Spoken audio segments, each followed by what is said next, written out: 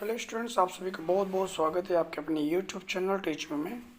आज हम ratio and proportion के इस सीरीज में क्वेश्चन नंबर 21 से 30 तक देखेंगे। इसके पहले क्वेश्चन नंबर 1 से 20 तक इसके पहले 2 वीडियोज़ में अपलोड कर दिए गए हैं। यदि आप लोगों ने उन वीडियोज़ को नहीं देखा तो आप उनको देख सकते हैं। और यदि आप चैनल में नए हैं तो दोस्तों आप लोगों से रिक्वेस्ट है कि प्लीज़ चैनल को सब्सक्राइब जरूर कर लें और वीडियो को पूरा लास्ट तक देखें। और वीडियो कैसे लगा उसको कमेंट करके जरूर लास्ट में बताएं। वीडियो अच्छा लगे तो अपने दोस्तों के साथ शेयर जरूर करें और लाइक करें। चलिए शुरू करते हैं। क्वेश्चन नंबर 21 इसमें दिया हुआ है, यदि a ratio b equal to 3 ratio 4 तथा b ratio c equal to 8 ratio 9 हो तो a रेशियो c ज्ञात करना है। और यह क्वेश्चन है, देखो एसएससी परीक्षा 2006 में पूछा गया था। तो देखो कैसे निकालना है, इसको इस तरीके से भी सॉल्व कर सकते हैं। दूसरा भी मेथड बता दूंगा मैं, उससे भी कर पाएंगे। तो हमें पहले उनके रेशियो लिख लेना है, जो रेशियो उनको दे रखे हैं। देखो हमें दे रखा है ए रेशियो बी, तो पहले हमारे पास 3 ही राशियां हैं ए बी सी।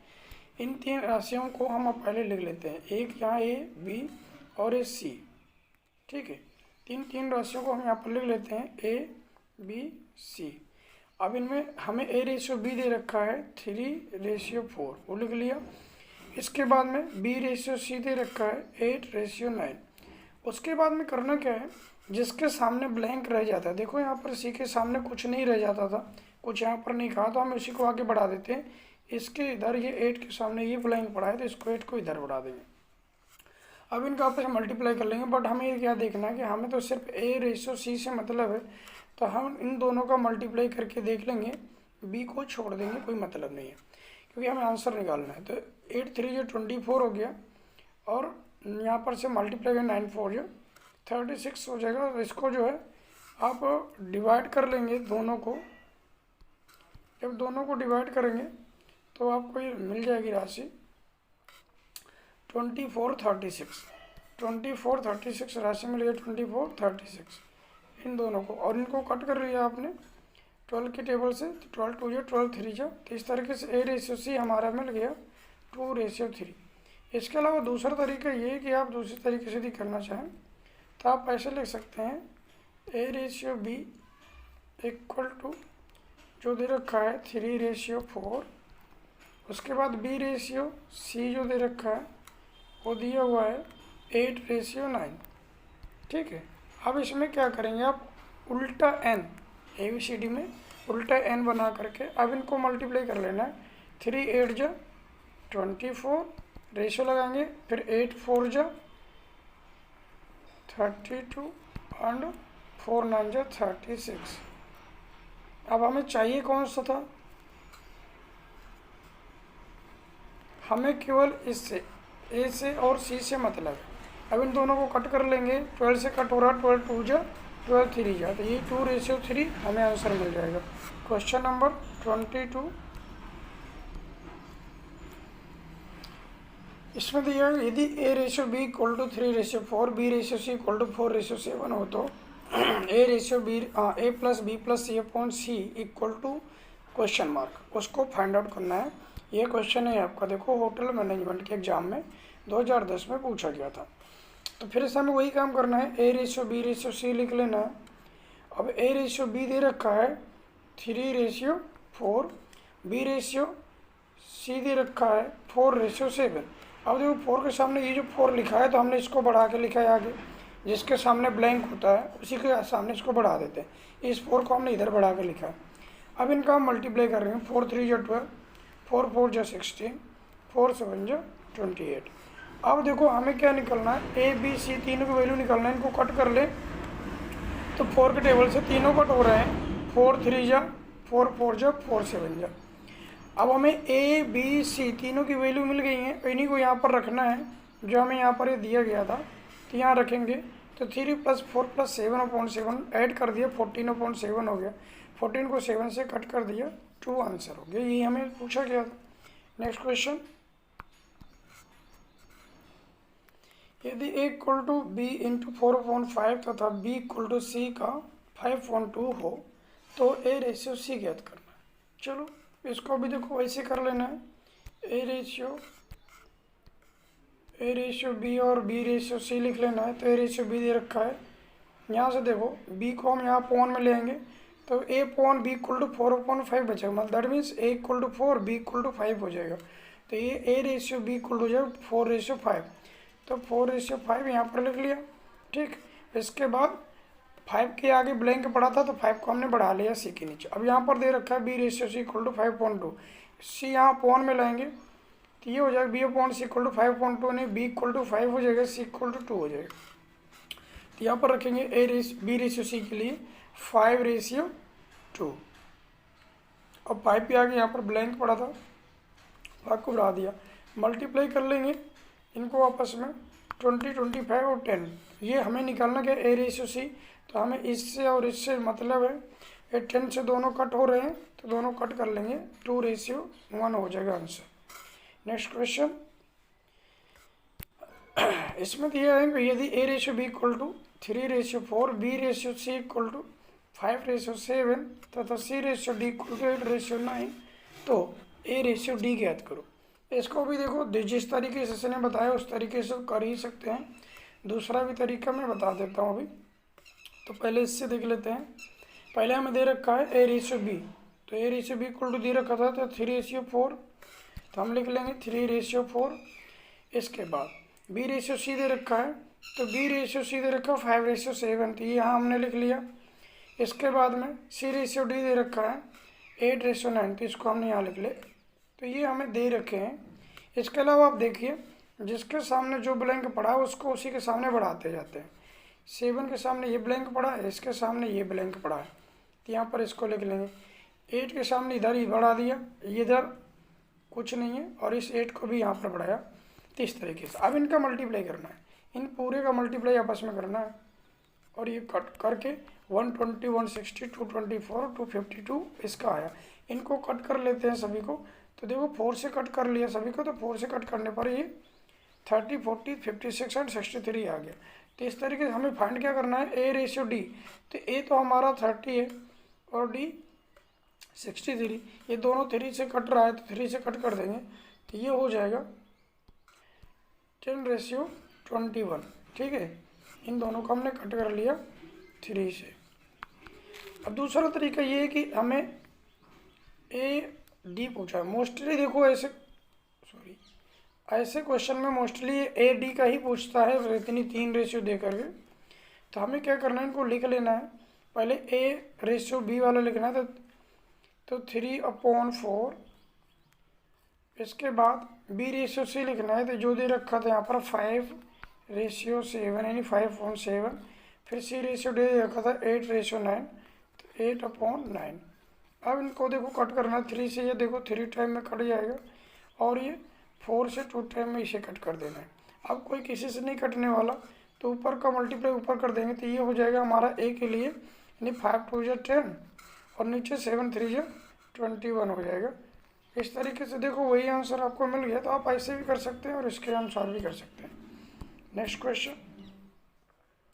क्वेश्चन नंबर 25 है कि यदि a ratio b equal to 2.9 ratio 1/3, b ratio c equal to 2.7 ratio 5/14 तथा c ratio d equal to 5.6 ratio 3/4, तो a ratio b ratio c ratio d को का मान ज्ञात करना है। देखो ये एसएससी परीक्षा 2005 में पूछा गया।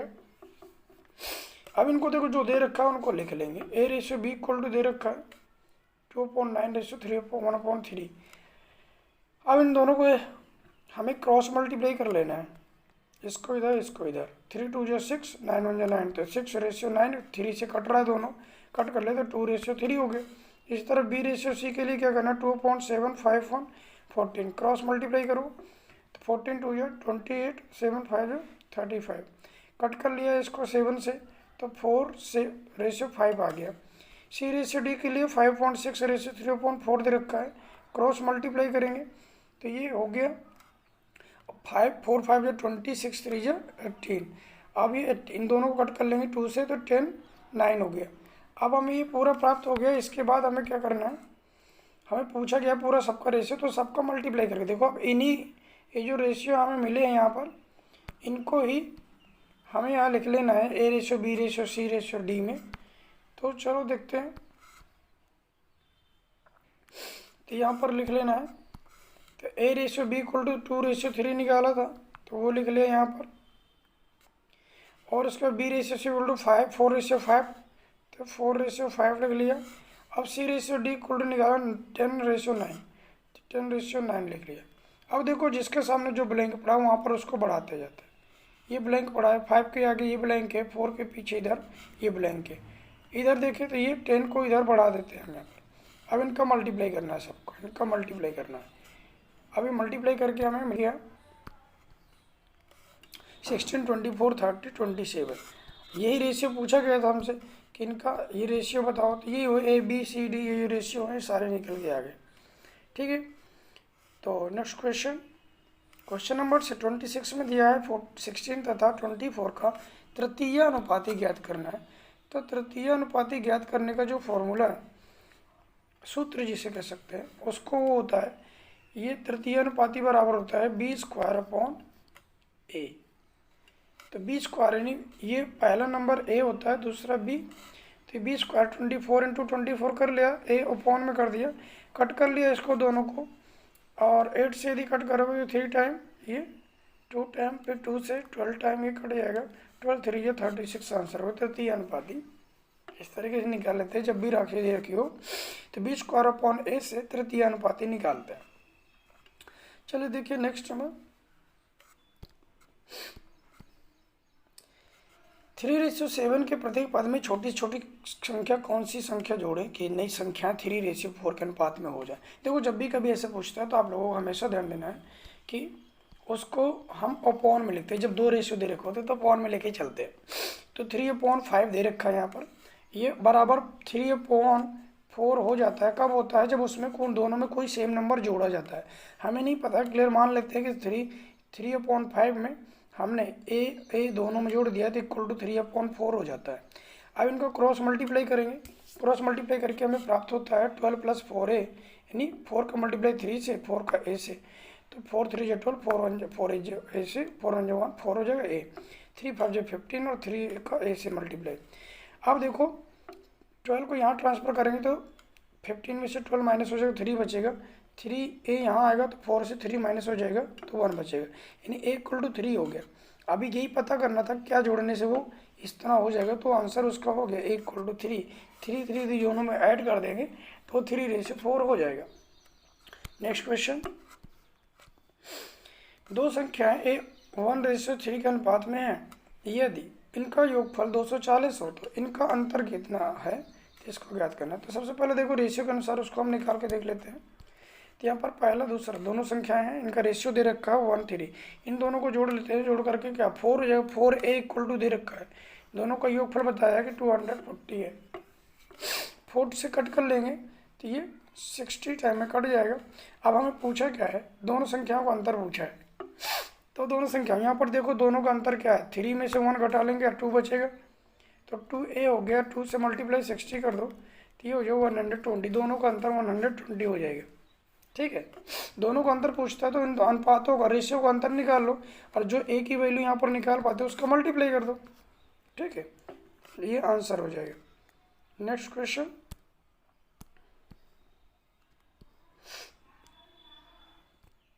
क्वेश्चन नंबर 29 में दिया है कि दो संख्याएं 3/4 के अनुपात में है तथा लघुत्तम समपूर्णक यानी LCM 84 है, इनमें से बड़ी संख्या क्या होगी। ये देखो SSC परीक्षा में 2010 में पूछा गया ये भी क्वेश्चन।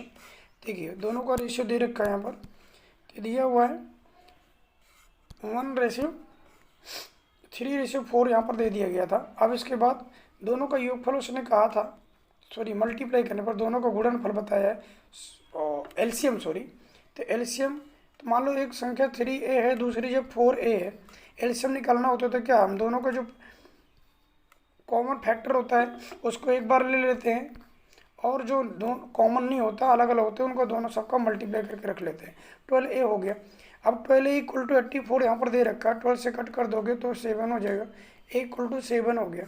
अब हमें पूछा क्या है, उसने बड़ी संख्या पूछा। बड़ी संख्या यहाँ पर 3 4 में से कौन सा बड़ा है, 4 बड़ा है, 4 से 7 का मल्टीप्लाई कर देंगे, बड़ी संख्या मिल गई, 28 हो गई।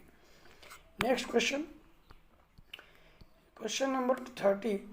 स्टूडेंट्स ये क्वेश्चन नंबर लास्ट है इस वीडियो का, क्वेश्चन नंबर 30। और यदि वीडियो अच्छा लग रहा है तो दोस्तों इसको वीडियो को लाइक कर दे और दोस्तों के साथ शेयर करें। चैनल में यदि नए हैं आप तो इसको सब्सक्राइब जरूर कर दे प्लीज़। चलो देखिए क्वेश्चन नंबर 30 को। इसमें दिया हुआ है दो संख्या प्रतिक संख्या 3:5 के अनुपात में तथा इनका गुणनफल 2160 यानी 2160 है। इनमें से छोटी संख्या क्या होगी?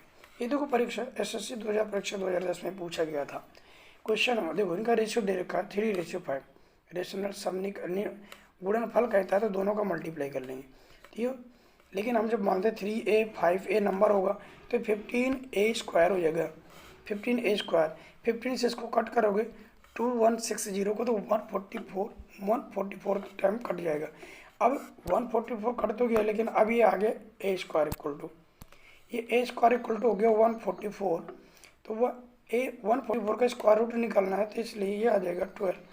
तो अभी हमें पूछा क्या गया था यहाँ पर क्वेश्चन में कि इसका छोटी संख्या क्या है। छोटी संख्या देखो 3, मतलब 3 में हमें मल्टीप्लाई कर लेना, उसको 3 में मल्टीप्लाई करेंगे जो हमने 12 निकाला है तो 12 3 36 इसका आंसर हो जाएगा। इस तरीके से हम इनको रेशनल वाला सब्जेक्ट जो भी क्वेश्चन है, जितनी भी प्रॉब्लम्स है उनको ऐसे सॉल्व करते हैं। तो दोस्तों अगली वीडियो मिलते हैं इसी तरीके के इम्पोर्टेंट और ज़बरदस्त क्वेश्चंस के साथ में। तो चलिए मिलते हैं अगले वीडियो में, तब तक के लिए नमस्कार।